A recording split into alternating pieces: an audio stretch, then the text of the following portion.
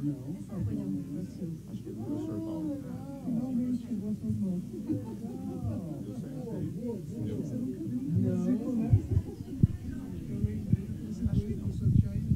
Que excelente.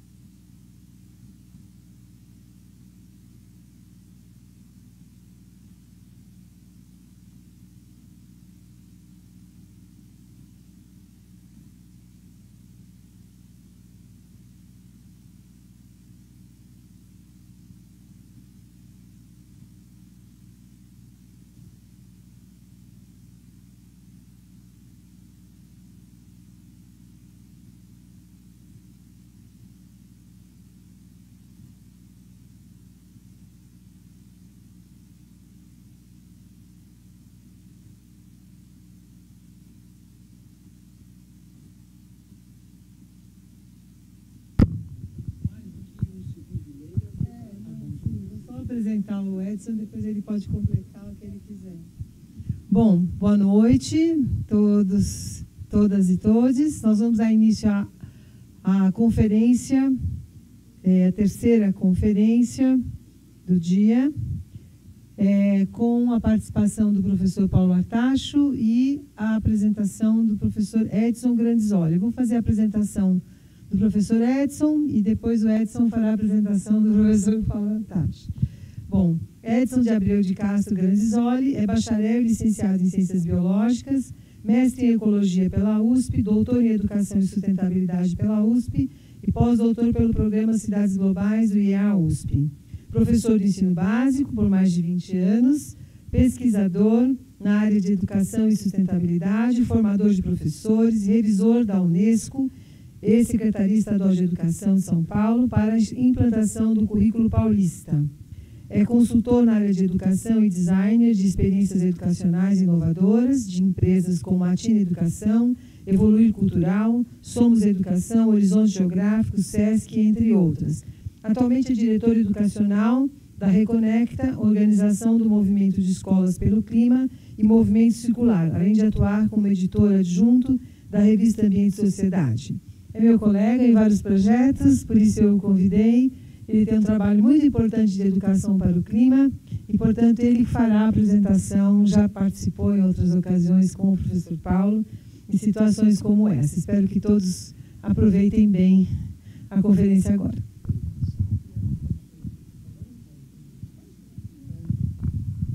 Gente, boa noite a todas, a todos. É uma honra estar aqui. Antes de tudo, agradecer a toda a organização que tratou de mim aí com todo carinho nessas últimas semanas para eu estar aqui agora, especialmente a professora Sueli, que já fizemos muitas aventuras pedagógicas, vamos dizer assim, né? Muitos trabalhos juntos, e é uma alegria. Eu falei para o Paulo que eu estou um pouco nervoso, para falar a verdade. Fazia muito tempo que eu não voltava para minha casa, que é a USP, né? Eu fiz toda a minha graduação, mestrado, doutorado e pós-doc no Instituto de Estudos Avançados aqui na USP, então eu me sinto muito em casa, e é mais do que uma honra estar aqui hoje com o professor Paulo Artacho. Obrigado, Paulo. Eu queria só fazer, antes de apresentar o professor, eu queria fazer uma breve fala de introdução. Eu também, como a Vânia, não consigo falar sentado, professor de muitos anos, a gente tem que falar, parece que sentado não sai, né? Tem que falar de pé. Eu estava pensando como abrir esse momento, né? E eu lembrei nessas navegadas no Instagram que a gente dá, né, com muitos vídeos, e eu topei várias vezes com um vídeo do historiador do Yuval Harari, e eu peguei um trecho que eu achei muito significativo e interessante, que ele falava que todas as gerações têm a sensação de que o tempo está passando cada vez mais rápido e que existem cada vez mais incertezas do que certezas, né? Todas as gerações têm essa percepção, só que a única geração que isso é verdade é essa agora, que nós estamos vivendo, nesse momento que nós estamos vivendo, né? Essa sensação de incerteza, de velocidade, de mudanças, ela sempre foi uma percepção errônea, e agora ele fala que isso está realmente acontecendo, né? E nessa velocidade dessas transformações, a gente também transformou muito rapidamente, e vocês escutaram, eu escutei muito isso aqui hoje, né, com o professor Jolie, com o Julian, com a Vânia, o quão rápido as nossas relações com a natureza se transformaram, né? De uma relação, a gente pode dizer até harmoniosa no começo, né, para uma relação praticamente predatória, consumista e utilitária, né? E essa mudança de relação, né, dessa separação desse casamento que parecia tão perfeito entre ser humano e natureza, tem se originado grandes problemas, muitos deles parecem até insolúveis, né? A gente pode dar destaque à questão da perda de biodiversidade, que a Vânia mostrou muito bem agora para a questão do Cerrado, e o Juliano também falou muito a respeito disso para a Amazônia, associada à questão da perda de biodiversidade, a questão das pandemias, e o que nos une agora nesse pedaço da conferência, que é a questão das mudanças climáticas, né? É errôneo pensar que esses três grandes desafios socioambientais são desconectados, né?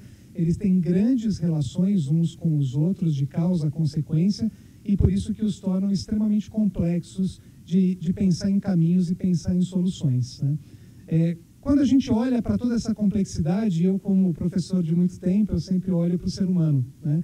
E uma ciência que a gente traz ainda muito pouco para a questão climática e para todos os outros desafios socioambientais é a questão da psicologia, né? A psicologia social, ela traz muitas contribuições para essa discussão. Eu estou finalizando o livro agora que se chama O Animal Social, que é do Elliot Aronson, e ele tem um trecho muito interessante que ele fala, que ele traz algumas características do ser humano que trazem conforto e saúde mental, vamos dizer assim, né? Uma delas ele fala a necessidade de você ser reconhecido no grupo que você está, ser valorizado, né?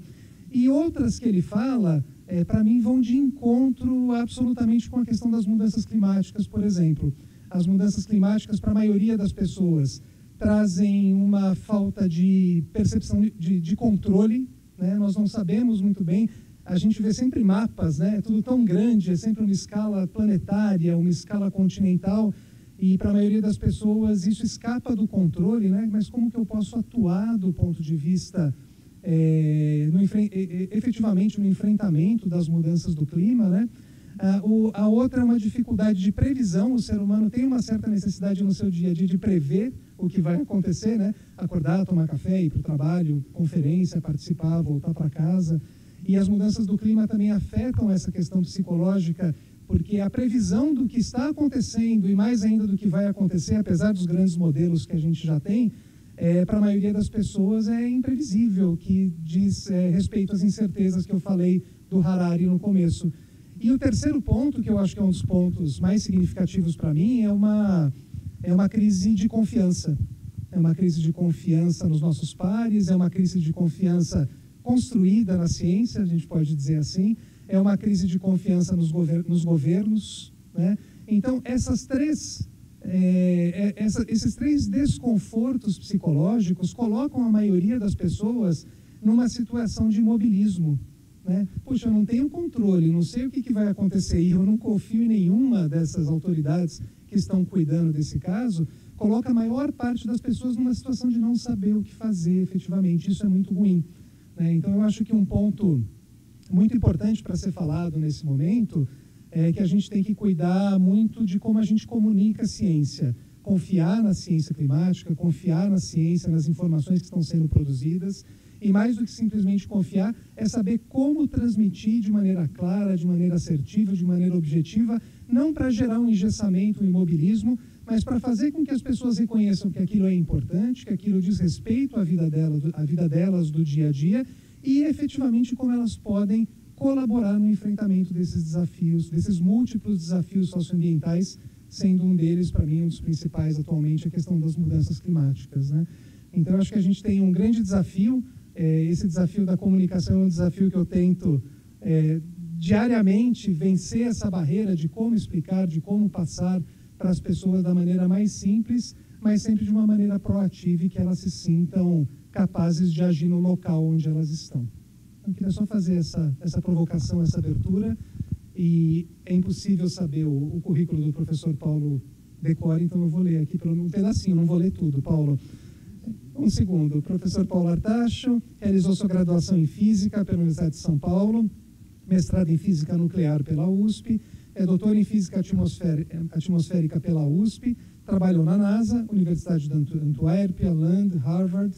Atualmente é professor titular do Departamento de Física Aplicada do Instituto de Física da USP, trabalha com física aplicada a problemas ambientais, atuando principalmente nas questões de mudanças climáticas globais, meio ambiente na Amazônia, física de aerosóis atmosféricos, poluição do ar urbana e outros temas. Obrigado, Paulo, uma honra estar com você aqui hoje.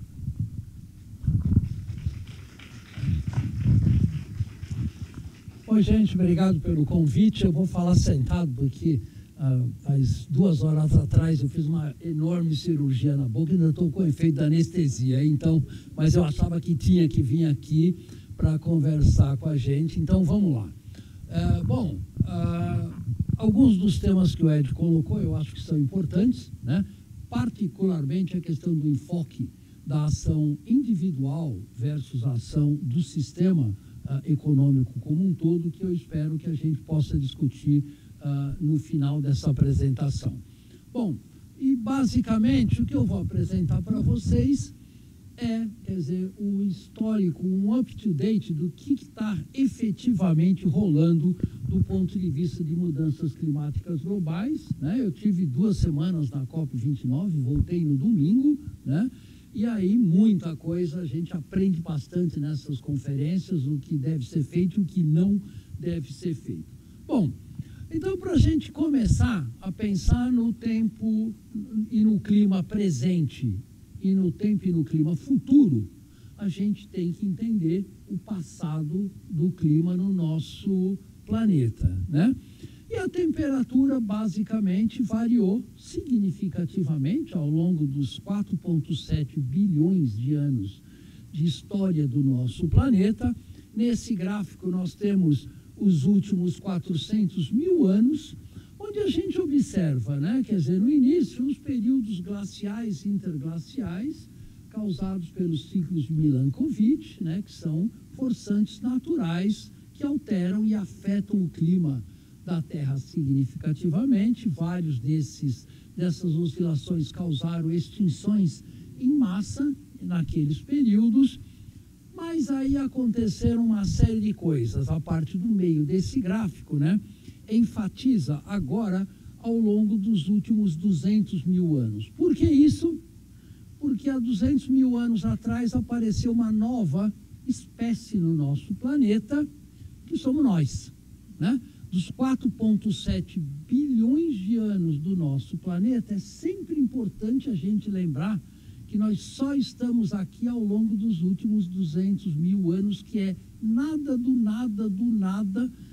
tempo da existência do nosso planeta. Então, isso é importante para a gente ter humildade, para a gente perceber que a gente é uma coisa muito efêmera aqui nesse planeta.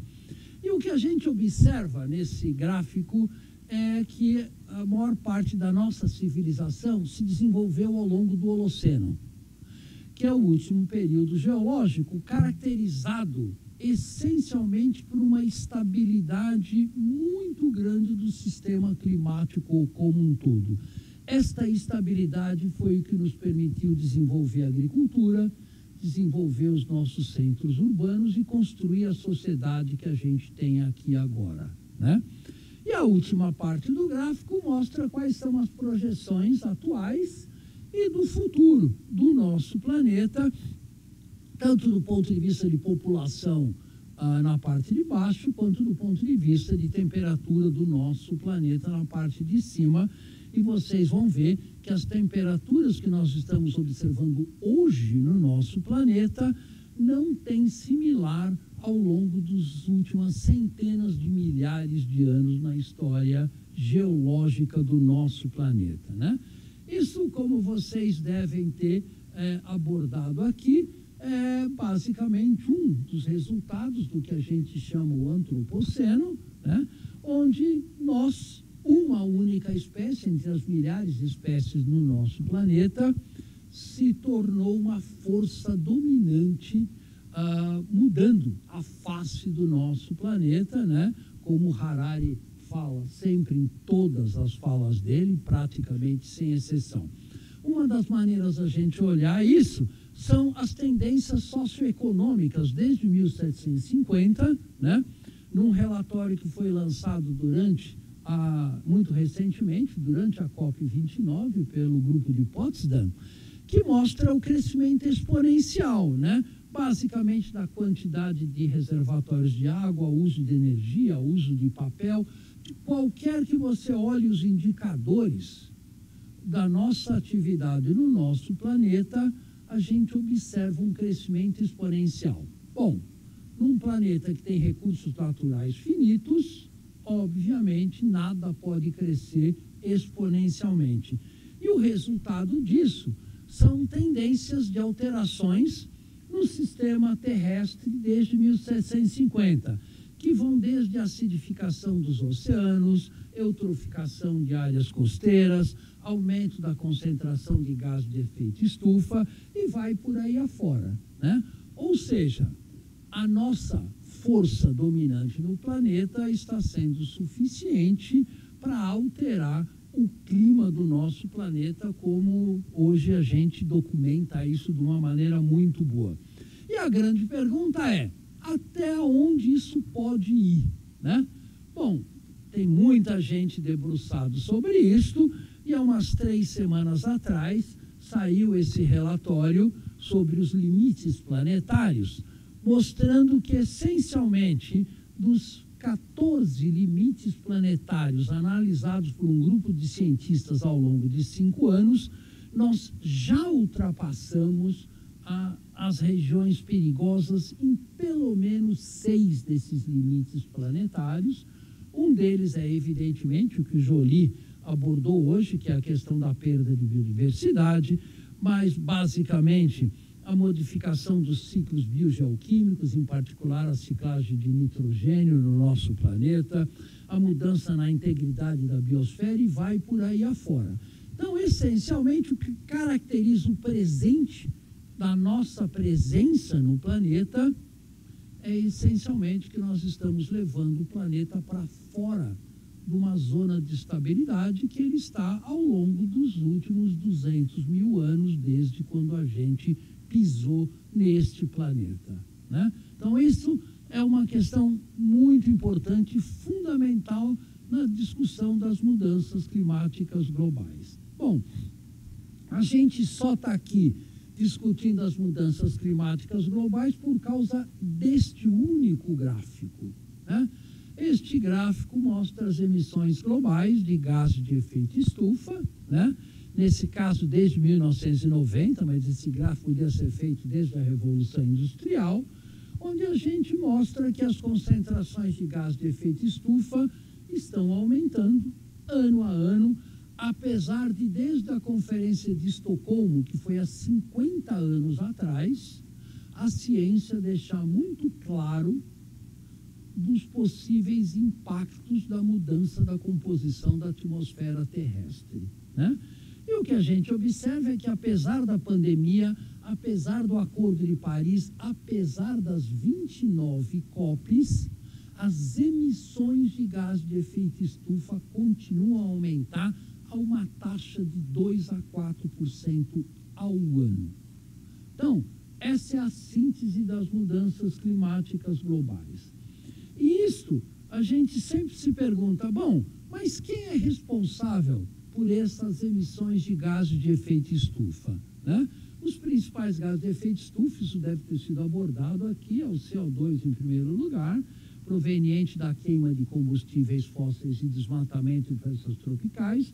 Em segundo lugar vem o metano, né? Basicamente através da exploração de gás natural e da criação de carne. Em terceiro lugar, o óxido nitroso, que é um gás de efeito estufa que é produzido quando a gente adiciona fertilizantes para aumentar a produtividade agrícola, né? Bom, mas aí a pergunta é, qual é a responsabilidade do Brasil nessa história, né? Aí a UNEP lançou esse relatório chamado UNEP Gap Report, cujo título é muito interessante e diz muito, só no título, de que a emergência climática requer uma rápida transformação das sociedades. O título não diz a emergência climática requer uma drástica redução de emissões de gás de efeito estufa, porque o relatório coloca que não adianta mais a gente só reduzir emissões. Nós temos que ter uma profunda transformação no nosso sistema socioeconômico para que a gente possa garantir um mínimo de estabilidade climática para as próximas décadas e os próximos séculos.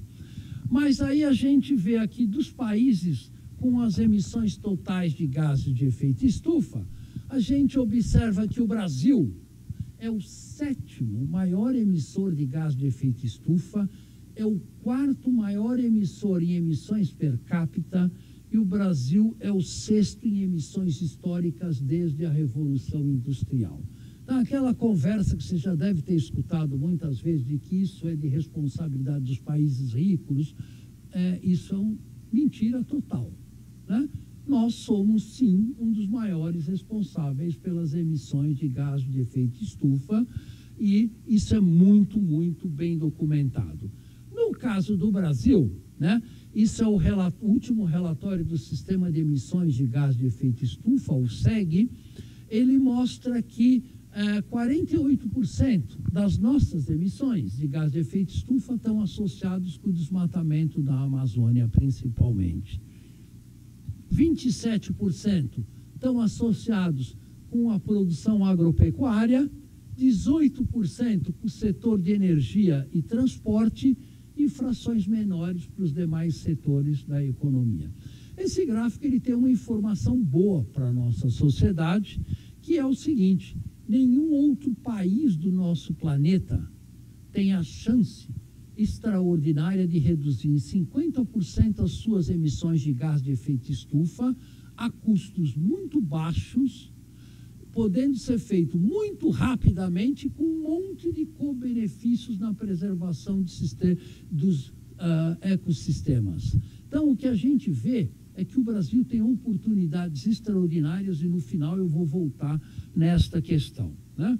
Bom, basicamente nós falamos até agora só de emissões de gás de efeito estufa. Estas emissões vão para a atmosfera e nós estamos aumentando a concentração desses gases, CO2, metano e óxido nitroso. Em cima é a concentração desses gases ao longo dos últimos 50 anos, e embaixo é a concentração de CO2 ao longo dos últimos 10.000 anos. O que esse gráfico significa? Uma coisa que é muito importante, que o nosso sistema socioeconômico está mudando a composição da atmosfera terrestre. Nós somos uma espécie entre as milhões de espécies em nosso planeta e nós adquirimos uma propriedade que é muito importante, que é de mudar a composição da atmosfera terrestre. Bom, até aí isso poderia não ter nenhum significado, você muda, tudo bem, não tem nenhum problema, só que um físico sueco, em 1896, publicou um paper mostrando preocupação com o aumento da concentração de CO2 na atmosfera naquela época, mostrando que se a gente dobrasse a concentração de CO2, a gente aumentaria a temperatura do planeta em 5 graus Celsius. Se você fizer a mesma conta que o Svante Arrhenius, esse físico sueco, fez há quase 200 anos atrás, você vai chegar muito próximo desse valor se você fizer essa conta nos supercomputadores do INPE, e o Arrhenius fez essa conta numa régua de cálculo antes da mecânica quântica, antes da teoria da relatividade, né? Então vejam que isso não tem nada de novo para a ciência, é uma área muito bem estruturada, muito bem estabelecida. Bom, conclusão: por causa desses aumentos das concentrações de gases de efeito estufa, nós estamos armazenando mais calor aqui na baixa atmosfera e, com isso, nós estamos aumentando a temperatura do nosso planeta. O gráfico da esquerda é um gráfico do IPCC, do painel intergovernamental de mudanças climáticas, que eu faço parte, é a temperatura ao longo dos últimos 2.000 anos, e vocês vão perceber facilmente que o aquecimento que a gente tem hoje é sem precedente ao longo de vários milênios. O gráfico da direita mostra o aumento da temperatura agora nos últimos 40, 50 anos. E vocês percebem claramente de que qualquer maneira que você vá medir isto, nós estamos aquecendo o planeta a uma taxa extremamente rápida e extremamente elevada. Esta é a realidade que a ciência coloca. O que muita gente não explora muito, né, é esse terceiro gráfico aqui de baixo. Em vermelho está o aumento da temperatura nos ecossistemas terrestres, onde basicamente a gente vive, né? E em azul está nos ecossistemas oceânicos. Por que isso é importante, gente? Porque quando se fala no Acordo de Paris de limitar a temperatura em 1,5 graus Celsius, isto é a média mundial. 75% da superfície terrestre é água, oceano, tá? E o que acontece? A água tem uma gigantesca capacidade térmica, então ela se aquece muito menos para uma certa recepção de calor do que os ecossistemas terrestres. Então, nos ecossistemas terrestres, a gente já ultrapassou a temperatura de 2 graus Celsius, tá? Que seria a meta máxima do Acordo de Paris. Você pode olhar esses gráficos de várias maneiras, tá? Então, basicamente, por exemplo, tem um site que chama-se Berkeley Earth Group, que mostra que em 2024 a temperatura média global já vai bater 1,6 graus Celsius, né? E se a gente olhar o aquecimento da temperatura nos continentes, 2024 vai bater 2,4 graus Celsius. E vejam a derivada dessa curva a partir da década de 60, onde você está aumentando essa taxa de incremento na temperatura. Então, nós estamos acelerando o fenômeno das mudanças climáticas globais. Este mesmo site também faz previsões local por local. Você quer saber quanto foi o aumento da temperatura aqui na USP ou na sua casa em Paraty? você faz facilmente nesse site. Pegando para o Brasil como um todo, né? Basicamente, o que a gente vê é que o Brasil, como um todo, já aumentou 1,6 graus Celsius e a previsão ao longo deste século varia de um aumento de 6 graus Celsius, num cenário de continuar as emissões como temos hoje, 4,3 graus Celsius, num cenário de redução rápida das emissões de gás de efeito estufa, em torno de 3 graus Celsius, se a gente basicamente limitar ao máximo o aumento da temperatura. Esse aumento de temperatura já está ocorrendo no Brasil. Esse gráfico da esquerda mostra a climatologia da anomalia de temperatura, né? Para toda a América do Sul. Vejam o Vale do Rio São Francisco, já com aumento de temperatura da ordem de 2,3, 2,4 graus, a mesma coisa com a parte central da Amazônia, né, no gráfico da esquerda. O gráfico da direita mostra anomalia de precipitação, de chuva. O que esse gráfico está mostrando para a gente? Isso não é projeções do futuro, tá? Esse paper foi publicado em 2016, né? No Bulletin of American Meteorological Society. Veja, o Nordeste brasileiro, e em particular o Vale do São Francisco, está se tornando muito mais seco, bem como toda a parte central do Brasil. E está chovendo mais no Rio Grande do Sul, Paraná e Santa Catarina, porque uma molécula de água que deixou de cair no Brasil central vai ter que cair em algum lugar. Eles estão aumentando a taxa de precipitação no norte da Argentina e no sul do Brasil, né? Além disso, uma coisa que é muito importante a gente distinguir é o aumento gradual da temperatura num local versus o aumento dos eventos climáticos extremos, como ondas de calor, grandes inundações, que têm impacto socioeconômico enormes, né? Este gráfico foi publicado pelo MCTI há 2, 3 semanas atrás. Ela mostra as anomalias de ondas de calor da década de 90, da década do ano 2000 e aí dos últimos 10 anos. Vejam quão claríssimo é a quantidade de aumento de ondas de calor, particularmente no Nordeste, na parte central do Brasil e na Amazônia, né?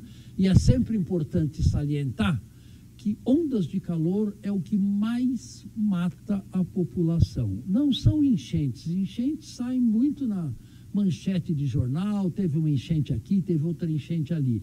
Mas as ondas de calor têm uma taxa de mortalidade muito maior do que os eventos de precipitação.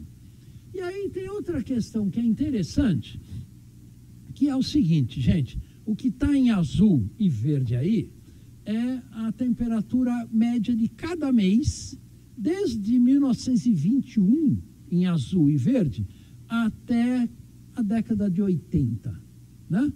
Veja que aí você tem uma variabilidade, um ano faz mais calor, outro ano faz mais frio. Mas veja o que acontece em laranja, que foi 2022, vermelho 2023 e em preto 2024 até o mês de agosto. Saiu completamente fora do que a gente tinha de média histórica de aumento de temperatura. E a grande pergunta é a seguinte: por quê? Alguém chuta alguma resposta de que por que nós tivemos essa anomalia tão drástica no clima, né? Nós fizemos 4 mesas redondas na COP29 para exatamente discutir essa questão. E a resposta mais clara é: a gente não faz a menor ideia. Né? Pode parecer meio esquisito, mas a ciência tem que reconhecer as suas limitações. Tem várias hipóteses. A primeira delas, talvez a mais provável, é o efeito dos aerossóis atmosféricos na regulação climática, né? Aqui nessa sala, vocês estão respirando agora, nesse momento, em torno de 20 mil a 30 mil partículas por centímetro cúbico de ar. Você inspira, exala essas partículas, etc. e tal. Essas partículas existem em toda a atmosfera terrestre. Elas têm uma peculiaridade. O tamanho dessas partículas é da ordem de 300 a 500 nanômetros, que é o comprimento de onda da luz verde. O que acontece com essas partículas? Um fóton sai do Sol, ele iria aquecer a superfície terrestre, ele é interceptado no meio desse caminho e mandado de volta para o espaço. Então, as partículas de aerossóis resfriam o clima, contrabalançando o aquecimento dos gases de efeito estufa.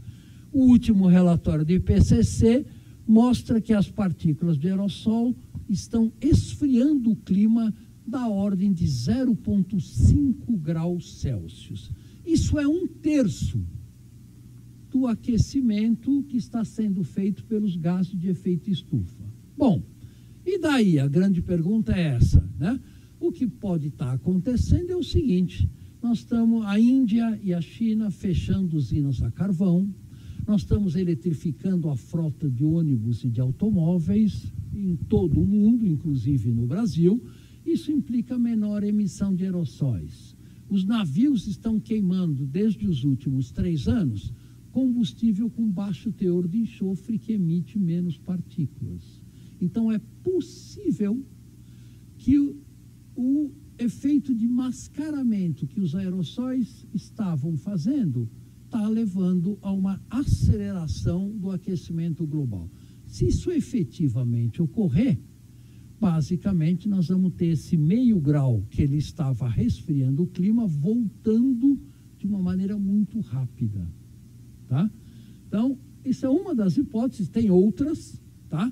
Mas só para mostrar para vocês que a questão das mudanças climáticas, do ponto de vista científico, é um problema ainda extremamente complexo para a ciência. Bom, isso tudo que eu falei foi até agora, né? Desde os últimos 200 mil anos até agora. E o futuro do aquecimento global do nosso planeta? O que os vários modelos do IPCC prevêem? Bom, para isso a gente precisa entender a sequência lógica que existe entre emissões de gás de efeito estufa e aquecimento global, que é dado por esse diagrama. Toda atividade humana, seja ela qual for, emite gás de efeito estufa para a atmosfera, tá? Esses gases levam ao aumento da concentração, esse aumento da concentração altera a termodinâmica da atmosfera, fazendo com que armazene mais energia aqui na baixa atmosfera, que causa aquecimento, e o aquecimento causa todos esses efeitos que a gente está observando. Existe uma relação causal direta entre emissões e o aumento da temperatura final. Bom, e para a gente saber quanto vai ser o aumento da temperatura, digamos, daqui a 10, 20, 50 ou 100 anos, a gente precisa de 2 ingredientes. Primeiro, um cenário de emissões. Como é que as emissões do Brasil, Estados Unidos, China vão se comportar ao longo dos próximos 10, 20, 50 ou 100 anos? E segundo, você joga esse cenário de emissões no modelo climático, como que a gente roda aqui na USP, como se roda no INPE e várias outras instituições, e esse modelo climático faz as projeções. Em geral, as pessoas faziam um erro de julgamento de imaginar que a maior incerteza do clima está nos modelos climáticos. Mentira! A maior incerteza do clima está nos cenários de emissões. Por exemplo, há 20 anos atrás ia ser difícil no Brasil a gente imaginar que alguém como Bolsonaro poderia ter sido eleito, que ia intensificar o desmatamento da Amazônia, ou que um Trump fosse eleito e depois reeleito, basicamente aumentando a produção de petróleo e jogando mais CO2 na atmosfera. Então, os cenários de emissões é a maior fonte de incerteza. Bom, em vista disso, o IPCC trabalha com vários cenários, e no cenário 8.5 é o cenário que a gente continue emitindo gás de efeito estufa como agora, isso leva a um aquecimento global da ordem de 4,3 graus Celsius, em média. Um cenário onde a gente implemente as obrigações do Acordo de Paris, como nós estamos fazendo agora, ou seja, meia boca, daria um aumento de 3,7 graus Celsius, e um cenário muito restrito daria um aumento da ordem de 2,8 graus Celsius. Tá? Isso é para onde nós estamos, o nosso sistema socioeconômico está levando o clima do nosso planeta. Isso de acordo com os 28 modelos do IPCC, isso é o ensemble, como a gente chama, é um conjunto de todos esses modelos juntos, para a gente evitar erros de um modelo, erros de outro modelo. Você minimiza os erros se você faz um conjunto de estimativas. Durante a COP29, lá em Baku, né, numa das sessões que eu participei, a UNEP lançou o relatório chamado UNEP Emission Gap Report 2024. Né? E neste relatório, a UNEP atualiza aqueles números do IPCC, mostrando que todas as políticas atuais em implementação vão levar a um aquecimento médio do planeta de 3,1 graus Celsius. Né? Então aí vocês perguntam, bom, mas e o Acordo de Paris, que tenta limitar o aumento de temperatura em 1,5 ou 2 graus Celsius? Né? Então, o Acordo de Paris, obviamente, já não vale mais absolutamente nada no cenário de emissões que a gente tem agora, antes do Trump ainda assumir nos Estados Unidos. Tá? Bom, mas o que é que agora que vem um ponto que é crítico, que pouca gente também percebe? O que significa um aumento de temperatura médio de 3,1 graus Celsius para o planeta todo, com a distribuição geográfica desse aquecimento? Porque isso é que é importante, ninguém vive no planeta todo, né? Bom, e isto, a distribuição geográfica do aquecimento em um planeta 3 graus mais quente, olha a situação do Brasil. O Brasil vai ficar de 4 a 4,5 graus mais quente. A região do Ártico, da tundra canadense e da Sibéria, alguma coisa da ordem de 6 graus a 6,5 graus. Né? Então, isso é para onde a gente está caminhando. Né? E, como vocês podem ver, é um cenário que não é muito favorável para as nossas atividades socioeconômicas, incluindo produção de alimentos, vida nas nossas cidades e assim por diante. Um ponto que é importante, que eu frisei muito na reunião com Lula e os 3 poderes lá no Palácio do Planalto, é o seguinte: o Brasil é um dos países mais vulneráveis às mudanças climáticas. E eu vou mostrar o porquê disso daí. Agora, clima não é só temperatura, tá? Outro aspecto que é fundamental para a agricultura e produção de alimentos é a quantidade de umidade do solo, que é produto de quanto cai de chuva, menos quanto evapora para a atmosfera. A diferença é o que fica no solo, que é onde as plantas retiram água para a gente produzir alimentos. E o que a gente vê é que, de acordo com o aumento da temperatura, você vai ter regiões como o Brasil Central e a Amazônia, como vocês podem ver, que vão se tornar muito mais secas no futuro do que elas são hoje. E esta mudança na precipitação leva uma mudança na umidade do solo, né? E o IPCC, no último relatório, mostra esse mapa. Olha a situação do Brasil Central e da Amazônia. Vai se tornar muito mais seco do que ele é hoje, né?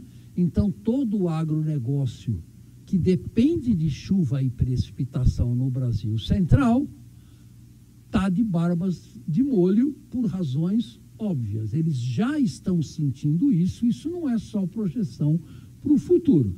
Isto leva, e eu levantei esse ponto também com Lula, a gente a ter que repensar o que Brasil nós vamos ter daqui a 10, 20, 30 ou 50 anos, porque um Brasil cuja economia depende tanto do agronegócio não vai ter o mesmo sucesso que a gente teve nas últimas décadas, e é melhor a gente começar a pensar nisso hoje, né?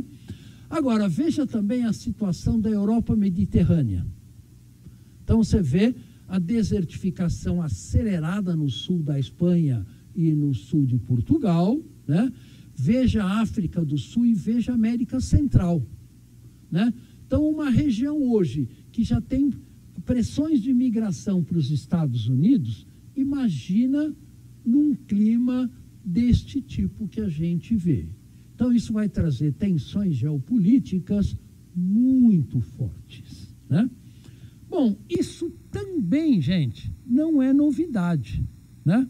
A Embrapa publicou, tem essa publicação, eu peguei esse gráfico da Embrapa de 2019, que mostra déficit de água no Brasil desde 1986 até projeções para 2040. As duas partes em marrom são as regiões com muito alto déficit hídrico ou alto déficit hídrico. Na década de 80 do século passado, isso se limitava ao quê? Se limitava a Piauí, Nordeste brasileiro, Agreste nordestino. Em 2006, isso avançou para Tocantins e avançou para o Mato Grosso. Na atual década, isso está avançando para o Mato Grosso do Sul e para Rondônia. E na próxima década, mais ainda. Isto são projeções independentes feitas pela própria Embrapa, que tem implicações econômicas, sociais e um monte de outras coisas, né?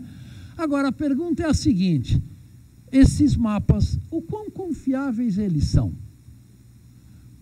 Qual é o grau de confiabilidade que a gente pode ter nessas medidas e nas projeções futuras? Em ciência, você sempre tem que olhar para essa questão. Aí, o Sistema MAP Biomas publicou no mês passado, né, um relatório chamado MAP Biomas Água. Eu peguei esse gráfico deste relatório, tá?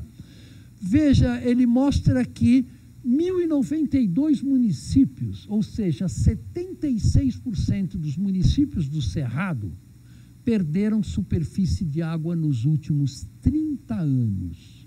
E se vocês olharem a distribuição geográfica dessa perda de água, ela vai desde reservas do Xingu, né, onde vivem populações indígenas, até estado de Minas Gerais. E o MAP Biomas tem separado município por município quanto que perdeu de água, né?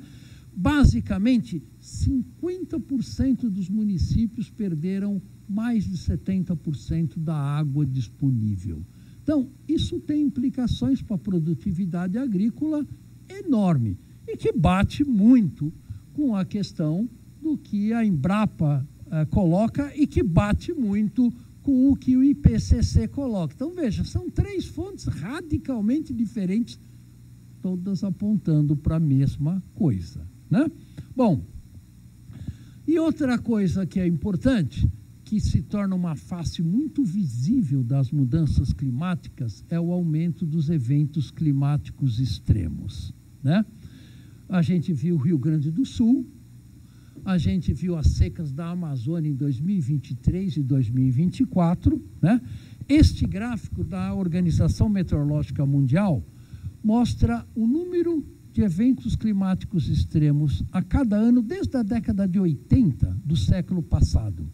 Eles multiplicaram por 4 a frequência desses eventos climáticos extremos. Ou seja, basicamente, o clima está ficando mais violento. Quando chove, chove mais, e quando temos secas mais intensas, e tem razões de por que isso acontece.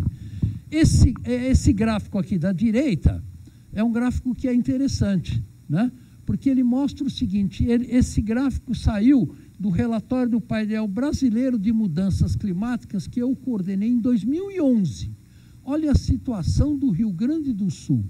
Então, em 2011, já estava por escrito no relatório brasileiro de mudanças climáticas que o Rio Grande do Sul era uma região de alto risco de grandes inundações, né? Agora, mesmo quando a gente olha para uma micro-região que é a nossa cidade de São Paulo, né? Isso também está ocorrendo. A Assunção do IAG e o Marengo publicaram esse paper em 2020, né? Eles mostraram o seguinte, eles fizeram uma conta muito simples. Quanto choveu na estação do Mirante de Santana e na estação da Água Funda, perto do zoológico, né? Desde 1935. Então, você vê que a precipitação foi devagarinho aumentando, né? E bate com as previsões dos modelos climáticos, mas mais importante que isso, o número de dias que chove acima de 80 ou de 100 milímetros, multiplicou por 8.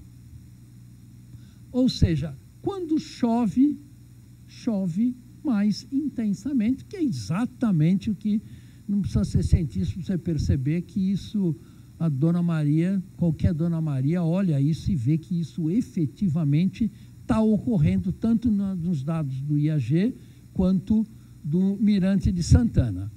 E no Brasil como um todo, né, uma compilação feita agora em setembro de 2024 pelo CEMADEM, mostra a evolução de secas no Brasil de 1950 até 2024, que é esse gráfico de cima, né?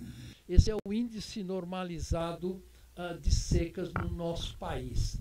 Veja que em setembro de 2024, que é esse mapa que tinha aqui, secas intensas estavam ocorrendo em mais de 30% do território nacional, e o gráfico da esquerda mostra quantos dias ficou sem chuva cada região do Brasil. Em Brasília, não caiu uma gota de água durante 164 dias em 2024, né? É uma coisa extraordinária. Sabemos que Brasília é uma região seca, mas, obviamente, isso se trata de uma outra questão. Aí, compilações independentes mostram o seguinte, isso aqui saiu da Folha de São Paulo de 19 de maio desse ano. A Folha de São Paulo fez uma conta muito simples. Qual é a temperatura mínima, mostrando embaixo, qual é a temperatura máxima da série histórica dos últimos 50 anos, e o que aconteceu em 2023 e 2024. São Paulo, a média histórica da temperatura máxima era de 23 graus. Em 2024 foi de 31 graus. Rio e Cuiabá tiveram 6 graus acima da temperatura máxima em 2024. Ou seja, não dá para negar que alguma coisa efetivamente está ocorrendo. Você vê que a gente olha de várias questões diferentes. Mas a ciência, além de fazer esse diagnóstico, tem outra responsabilidade. Quer dizer, por que isso está acontecendo? Tem alguma explicação física? Tem. É uma lei muito famosa em termodinâmica, chama a lei de Clausius-Clapeyron, que mostra o seguinte: para cada aumento de temperatura de 1 grau, a atmosfera pode reter até 7% adicional de vapor d'água, sem que esse vapor d'água se condense e vire chuva. O que acontece? Com o aumento da temperatura, temos mais vapor d'água na atmosfera, um evento starta uma precipitação e todo aquele vapor d'água acumulado vem embaixo junto, justificando todos aqueles gráficos que a gente viu, né? Então vejam que hoje essas situações todas é muito, muito clara do ponto de vista científico. Bom, e o futuro dos eventos climáticos extremos? O que é que nos espera indo com as atuais emissões? Bom, o IPCC fez essas simulações, está tudo lá no relatório, e basicamente o IPCC mostra o seguinte: um evento que ocorria a cada 50 anos, antes da gente começar a alterar a composição da atmosfera, se permitirmos que a temperatura aumente 4 graus, esse um evento vai ser 39 vezes mais frequente em 50 anos e vai ser 5 vezes mais intenso. Simples, né? Ou seja, aquele um evento que ocorria a cada 50 anos, eventos climáticos extremos sempre ocorreram no passado, vão continuar ocorrendo. Só que o que acontece é que nós estamos aumentando a frequência e a intensidade desses eventos. É muito simples, não tem absolutamente complicação nenhuma, né? E o que eu acho, agora indo para a parte final, eu acho que é importante a gente perceber que o Brasil é um dos países mais vulneráveis às mudanças climáticas. Este gráfico mostra o risco de perdas de espécies, ou seja, risco de afetar a biodiversidade, de acordo com vários graus de aumento de temperatura, e você vai ver que essa biodiversidade vai ser perdida principalmente aonde? Nos trópicos. Tá? Embaixo está o risco da saúde humana, né? Quais são as populações que mais vão sofrer com as mudanças climáticas? As populações das regiões tropicais. Por que isso? Tá? Porque o impacto na saúde humana não se dá somente pelo aumento da temperatura. Temperatura é importante, mas nós temos um mecanismo de regulação de temperatura, né, através do suor. Você sua e com isso você regula a sua temperatura em 37 graus, razoavelmente constante. O problema é o seguinte: quando a temperatura passar de 37 graus e a umidade relativa do ar subir acima de 60%, o teu mecanismo de regulação de temperatura deixa de funcionar. E você entra em colapso térmico, né? Isto está acontecendo já, né? Esse gráfico mostra que o estresse por calor e por alta umidade é um índice chamado WBGT, índice de bulbo úmido, né? Mostra que acima de 29 graus Celsius, com alta umidade do ar, você tem um extremo risco de colapso térmico por causa que você tira o seu organismo do equilíbrio de resfriamento. E o número de dias onde esse índice passou de 31 graus em Rio Branco passa já de 46 dias e em Cuiabá de 73 dias. Vocês podem imaginar, num planeta 4 graus mais quente, né, o que vai acontecer com as cidades como Teresina, Palmas, Cuiabá, Brasília, Manaus, Belém e assim por diante. Então, acho que o impacto é muito, muito claro, né? E esse impacto, a gente se preocupa muito, o que sai nos jornais é o impacto nas áreas urbanas. Olha, Brasília ficou 164 dias sem chuva, né? Muito menos olhado é o impacto dessas mudanças climáticas sobre as áreas indígenas, né? Por que que isso é importante, né? Porque, por exemplo, eu tenho uma filha de 8 anos, se ela começa a sofrer falta de ar ou algum problema pulmonar, em meia hora eu levo ela no hospital, ela toma oxigênio, toma remédio, tal, e volta para casa. E uma população indígena isolada? Como é que você faz? Né? Uma criança dessa tem altíssima probabilidade de falecer, né, por uma crise de asma provocado por essa alto nível de material particulado, alta temperatura e alta umidade. E agora o CEMADEM começou a fazer o mapeamento de cada área indígena que está em risco de alta temperatura e alta umidade, né, como diretriz para o Ministério da Saúde atuar na proteção da saúde indígena, o que eu acho extremamente importante, né? Então, a ciência ajudando basicamente a proteção da população indígena, não só da região amazônica, mas de todo o Brasil. E uma das questões mais importantes do ponto de vista de mudanças climáticas é a questão da Amazônia, né? Por quê?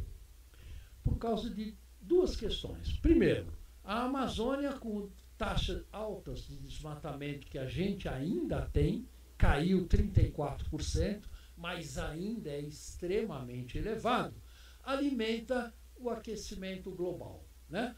No total das emissões de gás de efeito estufa, é sempre importante a gente lembrar isso, desmatamento de florestas tropicais de todo o planeta só é responsável por 13% das emissões. 83%, o restante, 87%, é devido à queima de combustíveis fósseis. Então, mesmo que a gente pare de desmatar a Amazônia, se a gente não parar de queimar combustíveis fósseis, tchau para todos nós, né? Mas, por outro lado, o aumento da temperatura do gráfico da direita está levando a uma degradação florestal, fazendo a floresta perder carbono, né? Por que que isso é importante?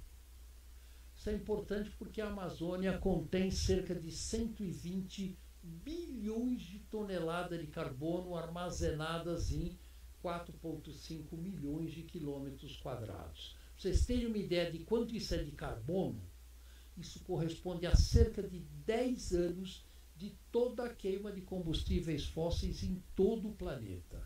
Se esse carbono for para a atmosfera, aqueles cenários que vocês viram do IPCC, obviamente viram brincadeira de criança.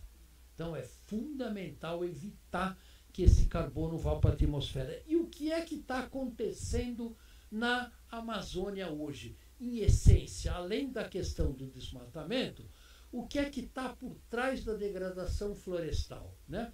Esse gráfico, essa ilustração é uma ilustração da ciclagem de carbono em florestas tropicais. À esquerda você tem a fotossíntese, né? A fotossíntese é controlada por algumas enzimas, pouquíssimas por sinal, né? Essas enzimas, ao longo dos últimos milhões de anos, trabalharam numa temperatura ótima para otimizar o processo fotossintético. O que é que nós estamos fazendo? Tirando essas enzimas da sua temperatura ótima de funcionamento. É a mesma coisa com o nosso organismo. Você tem uma febre de 39 graus, né? Algumas enzimas deixam de funcionar. Se passar de 41 graus, você vai deixar de funcionar inteiro, porque o teu metabolismo, as enzimas que controlam o teu metabolismo deixam de atuar. A mesma coisa na floresta. Então, o que nós estamos fazendo é tirando a floresta amazônica e todas as florestas tropicais da sua operação ótima do ponto de vista de fotossíntese. E isto é muito importante, porque se ela sai desse ponto agora, você diminui a fixação de carbono, as plantas continuam a respirar como nós, continuam a emitir carbono para a atmosfera, e a Amazônia, que era um absorvedor de carbono quando eu comecei a estudar a Amazônia há 40 anos atrás, vários relatórios mostram que atualmente ela já está começando a se tornar um emissor de carbono. E outra questão importante que está nesse gráfico é que o ciclo do carbono e o ciclo da água, eles estão intimamente ligados, né? Na esquerda são classes de precipitação, a de cima é onde chove mais, embaixo é onde chove menos, e embaixo é a quantidade de carbono para as florestas do Brasil, do Congo e do sudoeste da Ásia. Ou seja, aonde chove mais, a floresta tem maior densidade de carbono. Se chover menos, este carbono migra para a atmosfera. É muito simples, tá? Então, esses são os processos que estão levando à degradação florestal. Isso está sendo muito bem documentado pela ciência. Alguns meses atrás, a revista Nature mostrou na capa, né, um artigo cujo título de estudo, que as florestas tropicais estão se aproximando thresholds de temperatura críticas. Tá? Basicamente aquela questão que a gente estava levantando. Eles analisaram as florestas tropicais da América do Sul, da África e do sudoeste da Ásia. E um outro trabalho liderado por brasileiros foi capa da revista Nature alguns meses atrás, onde basicamente se mostrou que esta transição crítica do sistema florestal que controla a Amazônia pode ultrapassar o threshold já nos próximos 10 a 15 anos, onde ela se torna irreversível a perda de carbono daquele ecossistema, né? É um trabalho brilhante, lindíssimo, onde pela primeira vez foi feita a combinação de clima com a fenologia da vegetação. Pegou-se mapas de fenologia, vendo espécie por espécie, porque cada espécie tem sensibilidades diferentes para cada aumento de temperatura. Fizeram um trabalho insano de juntar tudo isso, modelar isso e fazer projeções. E eles mostraram que nos próximos 10 ou 15 anos nós podemos estar ultrapassando o threshold crítico, onde vai ser impossível da floresta amazônica continuar a sua jornada. Bom, e eu acho que é importante ouvir essa questão sendo discutida na palestra anterior, e o Joly deve ter falado isso. A gente não pode mais falar de clima sem falar de perda de biodiversidade. Os dois tópicos estão absolutamente ligados. Até 30, 40 anos atrás, o principal driver de perda de biodiversidade era a destruição de habitats. Agora não mais. O principal driver é a mudança climática. Então, a Convenção de Biodiversidade e a Convenção de Clima vão ter que se juntar numa abordagem comum, e isto vai se tornar cada vez mais importante. E os pontos-chave onde a biodiversidade e a mitigação das mudanças climáticas andam junto já foi mapeado. Elas são críticas nos sistemas de restauração ecológica que o Brasil pretende fazer na região amazônica e na Mata Atlântica, e as duas têm que andar juntos por uma série de questões. Bom, indo para a parte final, né, eu quero apresentar algumas conclusões. Bom, a primeira delas, que eu chamo de as verdades inconvenientes, né? Bom, hoje, como vocês perceberam, já é impossível a gente limitar o aquecimento global em 2 graus, quanto 1,5 grau já foi em 2024, tá?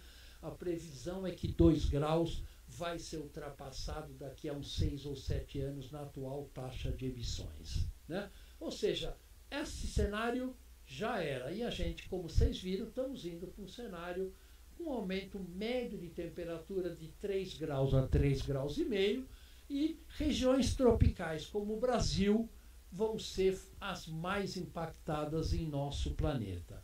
A saúde humana, que tem que ser olhada integrada com a saúde dos ecossistemas e com a saúde dos animais, vai ser fortemente impactada. Do ponto de vista de perda de biodiversidade, não há nenhum outro cenário possível a não ser a nossa espécie extinguir milhares de outras espécies ao longo das próximas décadas. E não preciso dizer para vocês, muitas dessas espécies que nós vamos extinguir são críticas para a nossa própria sobrevivência, né? Produzir alimentos para 10 bilhões de pessoas em 2050, neste novo clima, é um desafio que até agora ninguém faz a menor ideia de como é que nós vamos resolver. Vocês viram os cenários no Brasil, vocês viram os cenários na África, nos Estados Unidos, né? E onde quer que a gente vê, nós vamos ter cenários muito difíceis de produção de alimentos. Isso vai trazer implicações socioeconômicas enormes, e isto pode ocorrer do ponto de vista de migrações em massa, que vão trazer questões geopolíticas muito mais sérias do que a gente está enfrentando atualmente com as migrações internas dentro dos países e também migrações internacionais. Por outro lado, eu acho que é fundamental a gente perceber que o Brasil tem oportunidades únicas que nenhum outro país do nosso planeta tem. Primeiro, a gente tem um potencial de redução de 50% das nossas emissões de uma maneira barata, rápida e com enorme de co-benefícios nos nossos ecossistemas. Tá? A gente tem um potencial de geração de energia solar e eólica que nenhum outro país do planeta chega sequer perto do nosso potencial. Basta olhar a incidência de radiação solar no Brasil versus Alemanha, Suécia, Estados Unidos e assim por diante, né? Nós temos um programa de biocombustíveis que é único no nosso planeta, nenhum outro país produz tanto biocombustíveis como a gente, e a gente tem um potencial de sequestro de carbono com geração de renda através da regulamentação justa de um mercado de carbono que também pode trazer uma redução enorme nas desigualdades sociais do Brasil. São vantagens estratégicas que a gente precisa de um governo que saiba explorar essas vantagens estratégicas. Por outro lado, a gente também tem as nossas vulnerabilidades, né? Primeiro, como a gente já falou, nós temos uma economia baseada no agronegócio que ele pode não ser tão viável já nos próximos anos, né? E a gente vai ter que estruturar que Brasil de futuro a gente vai construir. E é melhor a gente começar isso agora, a partir das universidades, formando quadros, formando gente para essa nossa nova economia que nós vamos ter que inventar. Nós temos cerca de 70% da nossa eletricidade é gerada por hidroeletricidade. Isso é uma coisa muito boa, com baixas emissões de carbono e de metano. Entretanto, ela é dependente da chuva, ela é dependente do clima, né?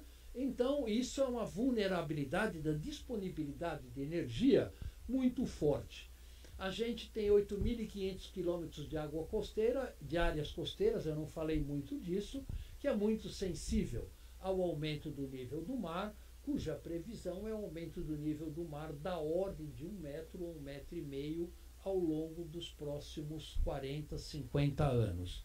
E por último, a gente tem uma região como o Nordeste brasileiro, que era uma região semiárida, está se tornando uma região árida muito rapidamente. Onde chovia muito pouco, 300 milímetros, 200 milímetros por ano, está chovendo menos ainda.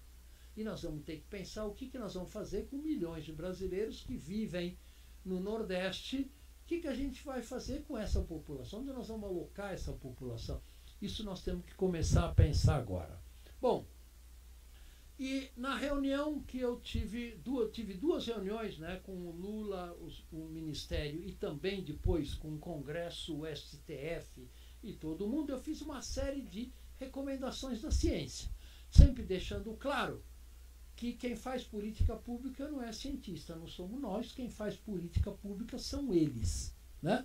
E que a gente tem recomendações muito explícitas e claras sobre o futuro do Brasil, né? Primeiro, eliminar o desmatamento da Amazônia e dos demais biomas. É importante mencionar, Pantanal queimou 30% da área há 4 anos atrás, mais 30% no ano passado, né? O Cerrado queima-se todo ano, então nós temos que acabar com o desmatamento em todos os biomas brasileiros.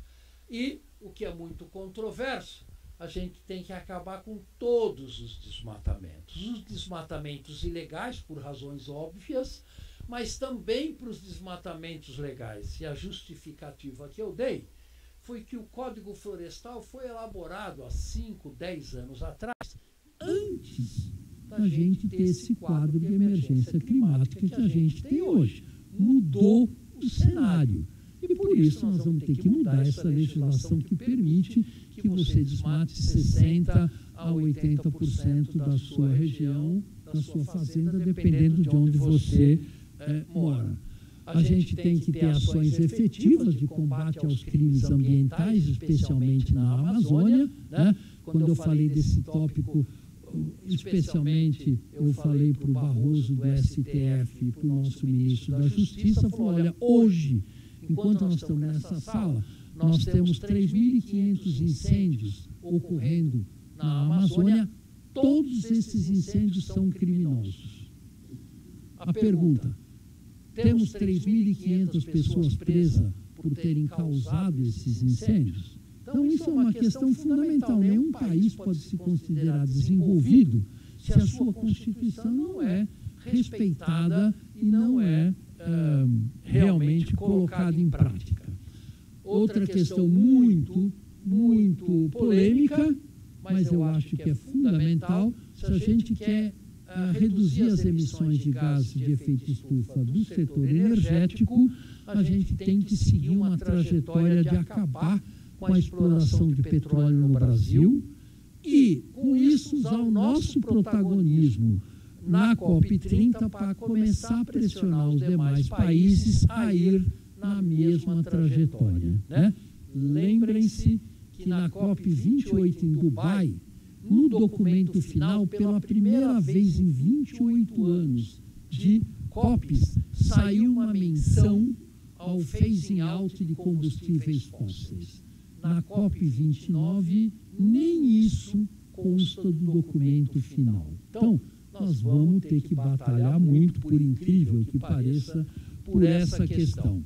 A gente tem que acelerar a transição energética com investimento maciços em energias renováveis, ou seja, geração solar, geração eólica, biomassa, hidrogênio verde, todos os novos sistemas energéticos com baixas emissões de carbono, e a gente pode, com isso, tornar o Brasil um país líder mundial em energias renováveis de baixo custo e de baixas emissões de carbono. É uma oportunidade que a gente não pode perder de vista.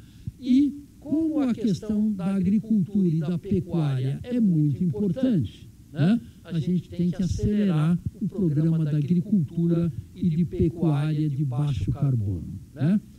Continuando, a gente tem que investir fortemente em estratégias de adaptação ao novo clima, porque o clima já mudou, vai continuar mudando, mas ele já mudou e a gente vai ter que adaptar as nossas cidades, as nossas áreas rurais, a nossa economia a esse novo clima, né?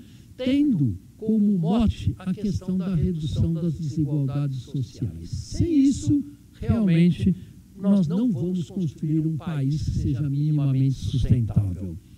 A questão da autoridade climática, que naquela época, quando eu fui nessas duas reuniões, estava uma brigaiada gigante, a brigaiada continua, né? Mas basicamente a recomendação é de sim, de estruturar uma autoridade climática. E o que é que essa autoridade climática tem que fazer? É coordenar, regular e fiscalizar ações integradas entre os ministérios, todas as instituições de Estado a nível federal, estadual e municipal, e eu adicionaria também o setor privado. Sem isso, cada um fica dando um tiro para um lado e o livre caminho médio acaba sendo zero, como vocês sabem. Sem mudar o nosso sistema econômico, esquece, nada disso que a gente falou até agora vai funcionar. Então, a recomendação é de fortalecer ações que os agentes financeiros que já estão fazendo isso, né, o Haddad no Ministério da Fazenda, o Mercadante no BNDES, criando mecanismos de investimentos robustos e verificáveis na economia verde, transformando as cadeias produtivas em cadeias de baixas emissões de carbono. Sem mudança forte na economia, a gente só vai continuar reproduzindo um modelo que nos levou até aqui, que é exatamente o que a gente está lutando contra ele. E a gente tem que investir na ciência da adaptação e da mitigação climática, para a gente poder encontrar as melhores saídas para o Brasil. Por que esse ponto é importante? Porque uma solução na Turquia, em Estocolmo ou em Nova York, não serve para Xiririca da Serra, São Paulo, Rio de Janeiro ou Porto Alegre. Nós é que vamos ter que desenvolver as nossas estratégias de adaptação climática. Então, vocês viram aqui, passou um chinês dando vários seminários aqui na USP, né, sobre as cidades esponjas. Vocês lembram disso? Né? Tranquilo, ele mostrou slides belíssimos, como você transforma uma cidade chinesa em uma cidade com maior absorção de carbono. Lá você tem o governo centralizado, sem limitação de recursos e assim por diante. Imagina fazer isso em São Paulo ou no Rio de Janeiro. Né? Então, soluções de fora não servem para a gente do ponto de vista de adaptação climática. Nós é que vamos ter que criar as nossas próprias questões. E, por último, reforçar o sistema de saúde brasileiro para atender aos desafios em todas as regiões. O nosso sistema de saúde, nós vimos durante a pandemia, nós vimos nos eventos no Rio Grande do Sul, nas secas da Amazônia, são totalmente inadequados para enfrentar, para proteger a população desses novos eventos climáticos extremos. E nós vamos precisar investir muito numa saúde integrada com a questão do clima. E, por último, eu acho que é importante a gente sempre lembrar de que, quando a gente fala de clima, nós falamos de economia, nós falamos de um monte de questões, mas a gente não tocou numa das questões que é mais importante, que são as questões éticas. Né? A encíclica do Papa Francisco, Laudato Si, é exclusivamente sobre esse tema. Qual é o direito que nós temos de comprometer o futuro dos nossos filhos e dos nossos netos pelo nosso modo de vida hoje? Porque quem nasceu na década de 50 tem 70 anos hoje, com um clima já razoavelmente diferente. Mas quem está nascendo hoje vai ter 70 anos no ano 2100. Como é que vai ser a vida dessas crianças que estão nascendo hoje? Isso é uma questão ética que eu sempre acho que é muito importante a gente lembrar. Nós temos o direito de fazer isso, temos o direito de extinguir milhares de outras espécies com a qual a gente compartilha o nosso planeta. Então, a questão ética tem que ser integrada nesse discurso. E outra questão associada com a questão ética é a questão das desigualdades sociais. Esse paper saiu há uma semana atrás na Nature Climate Change. Eles fizeram uma coisa muito interessante que eu nunca tinha visto. Qual vai ser a mudança do índice Gini, que mede desigualdades sociais, né, para vários países? No caso do Brasil, o índice Gini, por causa das mudanças climáticas, vai cair em 3 unidades. Na Índia, vai cair em 5 unidades. Né? Ou seja, os países mais vulneráveis vão sofrer aumento das desigualdades sociais, indo na contramão da política principal do Estado brasileiro hoje. Então, de que adianta a gente investir em programas de redução de desigualdade social hoje, sem enfrentar a questão das mudanças climáticas de frente, porque isso vai impactar e aumentar as desigualdades sociais. Quem é afetado numa enchente não é a população rica. Quem mais sofre com ondas de calor não é a população rica que tem acesso ao ar-condicionado do seu carro, ao ar-condicionado da sua casa. É quem mora num barraco na rocinha, que já tem a saúde fragilizada. Então, a gente não tem o direito moral, né, de realmente condenar estas pessoas. E a receita para a gente chegar lá, basicamente já está escrita. É a gente atender os 17 Objetivos de Desenvolvimento Sustentáveis, dos quais o Brasil, sempre é importante lembrar, é um dos signatários. Mas, durante a COP29, foi lançado um documento da ONU que faz o rastreamento do quanto que os países estão committed para atingir os 17 Objetivos de Desenvolvimento Sustentável para 2030, né? Que é o objetivo da Agenda 2030. Né? E, basicamente, 90% dos países sequer atingiram 20% ou 30% de cada um dos 17 ODS. Então, a receita já está dada, basta a gente seguir essa receitinha e implementá-la da melhor maneira possível.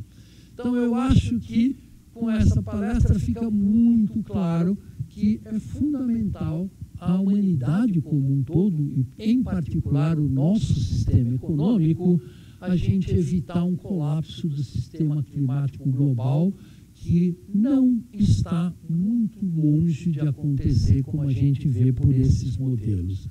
O Brasil, por sua localização tropical, é certamente um dos países que mais vão ser afetados pelas mudanças climáticas, e acho que é importante a gente também perceber que o futuro da Amazônia, como um todo, está intimamente ligado com o futuro do clima do nosso planeta.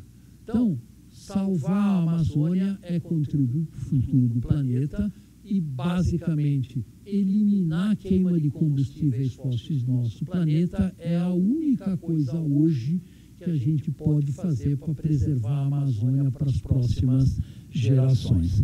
Então, obrigado pela atenção, gente. Desculpa se eu passei um pouco do tempo, tá? Obrigadão, gente.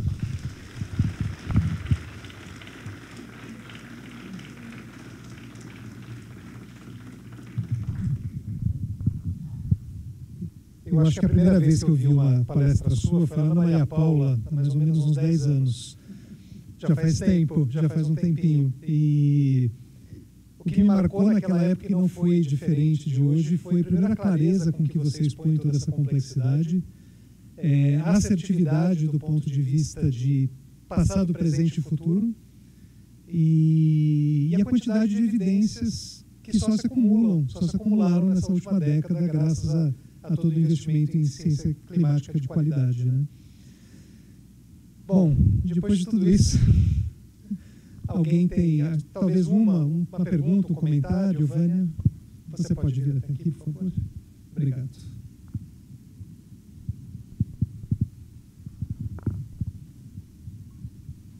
Paulo, excelente palestra, muito obrigada. A minha pergunta é assim, você esteve lá com a cúpula política e o que você pensa assim que a conscientização deles está ocorrendo ou não? Olha, eu vou responder a sua pergunta com a questão que o Ed colocou logo na falação dele, né? Será que eles estão conscientes? É claro que eles estão conscientes, tanto quanto nós. Né? A indústria do petróleo mandou 1.800 lobistas para lá, exatamente porque eles sabem de todas as possíveis consequências, senão, obviamente, isso seria irrelevante. A questão não é pessoal. Será que eles sabem do que está acontecendo? O Ed estava falando, comunicar para a população. Gente, não é a população. É um sistema econômico que controla toda a economia do nosso planeta hoje. Então, não é uma questão individual. Individual, hoje, a gente já pode fazer muito pouco, por causa que passou em muito do threshold, onde potenciais contribuições individuais podiam ser algum tipo de solução. Agora, nós precisamos de políticas públicas urgentes, baseadas em ciência, e que possam fazer a gente sair desse enrosco que a gente entrou. Agora, uma pergunta. Será que nós vamos sair dessa? Né? Depois de ver toda essa questão? E a minha resposta para essa pergunta é um sonoro e muito claro sim. Nós vamos sair dessa. Né? Por quê? Porque nós não temos um plano B, nós não temos nenhuma outra alternativa, senão realmente reestruturar todo o nosso sistema socioeconômico, né? E construir uma sociedade minimamente sustentável, baseado nos 17 ODS. Qual é o problema disso? O problema disso, na minha opinião, é que nem todos vão conseguir sobreviver a esse estágio onde a gente vai construir essa nova sociedade. Provavelmente, 3 a 4 bilhões de pessoas não vão conseguir chegar lá, né? Realisticamente falando, né? Então, toda essa questão, e essa questão está por trás do grande debate que teve sobre a questão de financiamento, né, na COP29, que agora vai ter também na COP30, né? É o seguinte, vocês viram muito claramente, os países ricos não vão financiar os países pobres para ajudá-los a reduzir as emissões e a se adaptar ao novo clima. Nas mesas de negociação, eu sempre enfatizava, gente, isso é uma das burrices maiores que eu já ouvi até agora. E por que é burrice? É muito mais barato para um país rico eliminar a queima de carvão, por exemplo, no Quênia, fechar uma usina e financiar a geração solar e eólica, do que você mudar um processo na Alemanha, nos Estados Unidos ou na Suécia. Sai mais barato para os países desenvolvidos financiar a redução de emissões em países em desenvolvimento, por incrível que possa parecer. Então, você vê que aí tem questões geopolíticas envolvidas, né? Porque o modelo de concentração de renda não admite que você faça a transferência de renda de países ricos para países em desenvolvimento, mesmo que seja vantajoso para os países ricos. Parece meio maluco, mas é efetivamente o que você vê nessas negociações de COP o tempo inteiro nos corredores. E não vai ser difícil aqui no Brasil.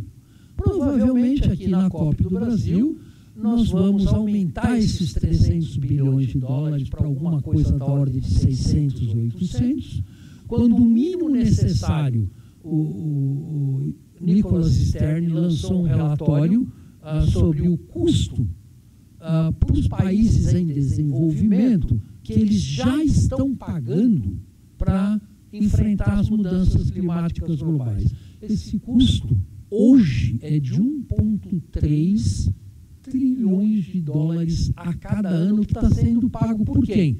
Bolívia, Paraguai, Moçambique, Vietnã e assim por diante, né? Ou seja, os 300 bilhões é uma fração absolutamente mínima, né? Então, muita gente achou que foi um progresso, porque foi o que foi possível fazer, só que, na verdade, nós vamos ter que aumentar isso daí para vários trilhões de dólares. Este dinheiro existe, por incrível que possa parecer. Não é questão de que, de onde esse pessoal vai tirar dinheiro? Não, esse dinheiro existe, né? Só o dinheiro que os Estados Unidos mandam para Israel para sustentar a guerra do Oriente Médio é muito mais do que esses 300 bilhões de dólares por ano. Então não é que não há dinheiro, há dinheiro. O Fundo Monetário Internacional tem recursos para financiar isto, mas tem uma questão de princípio dos países desenvolvidos, de que, olha, dane-se, isso é problema dos países em desenvolvimento, nós vamos continuar com a nossa riqueza aqui em cima e vocês vão ter que lidar da maneira com que vocês querem. Só que eles esquecem de uma coisa, todo mundo está no mesmo Titanic. Essa é a questão, que ainda não caiu a ficha, né? Elon Musk está tentando construir um foguete para ele eventualmente ir para Marte, né?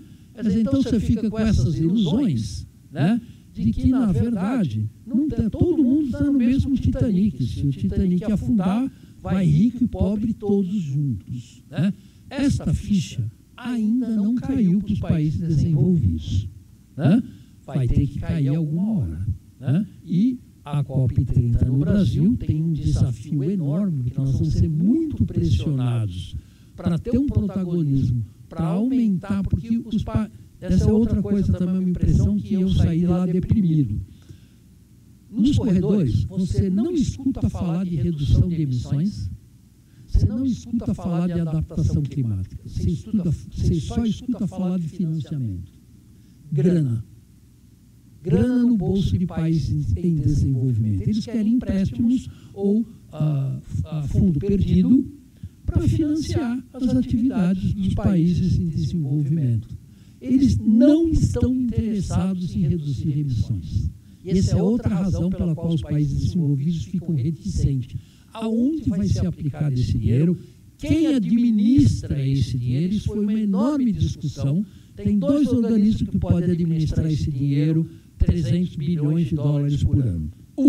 Fundo Monetário Internacional, que é controlado pelos Estados Unidos, e Banco Mundial, que é controlado pela Europa, onde os países em desenvolvimento não têm absolutamente nenhuma influência.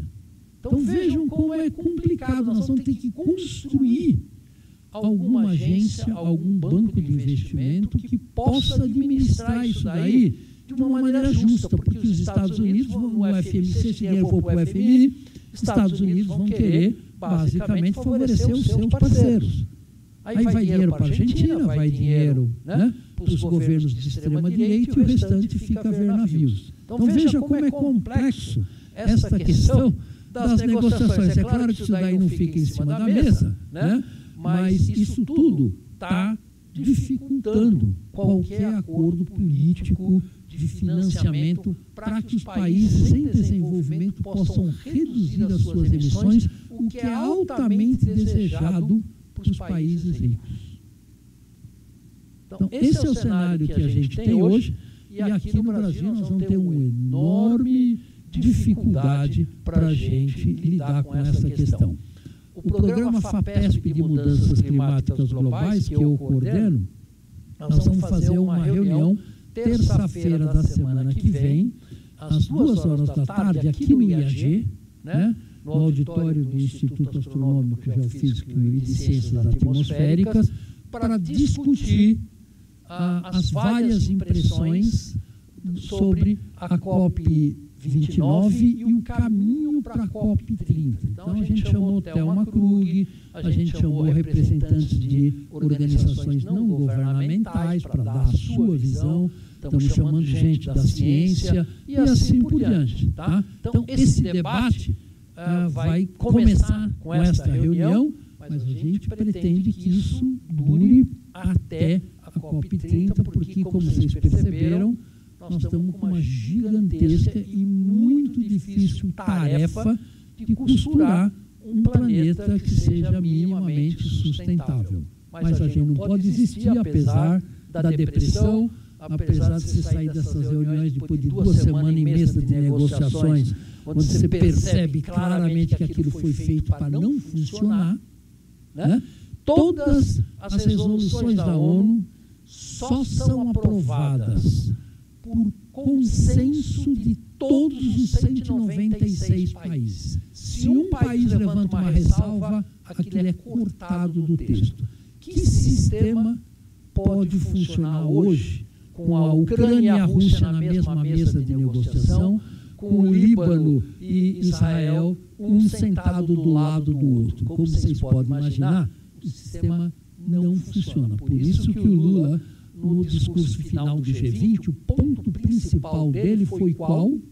A reforma da governança global. Sem essa reforma da governança global, esquece, nós vamos ter discussões como essa daqui a 5 anos, 20 anos, 30 anos, e a questão não se resolve. Tá? Isso é um enorme desafio, porque quem detém poder na ONU não vai querer largar esse poder. Né? Os 5 países que têm poder de veto no Conselho de Segurança usam esse poder de veto para os seus objetivos. E eles não vão largar a mão disso. Então, o caminho é longo, mas nós não temos outra alternativa. Nós vamos construir uma sociedade sustentável, porque nós não temos outra alternativa, só que isso vai custar um preço muito grande. E aí a ciência tem que tentar minimizar esse preço com políticas socioeconômicas, políticas científicas que ajudem a população a passar por essa nova crise. É uma crise como a humanidade já passou por outras. Né? Isso não é a primeira crise, a Revolução Industrial mudou radicalmente o planeta, a face do planeta. Nós vamos mudar de novo. para uma sociedade que vai ser muito mais sustentável, e nós não temos outra alternativa que não seja essa.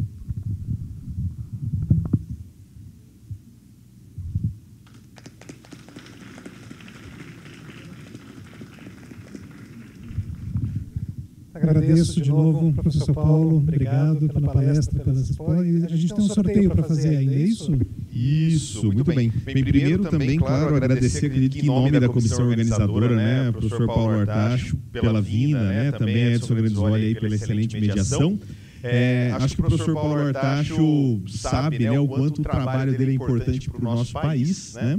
E com certeza o professor sabe também, e posso falar por todo mundo aqui, o quanto esses trabalhos são importantes para a gente na biogeografia, para basear os nossos estudos. Então, muito obrigado pela palestra e muito obrigado por todo o trabalho.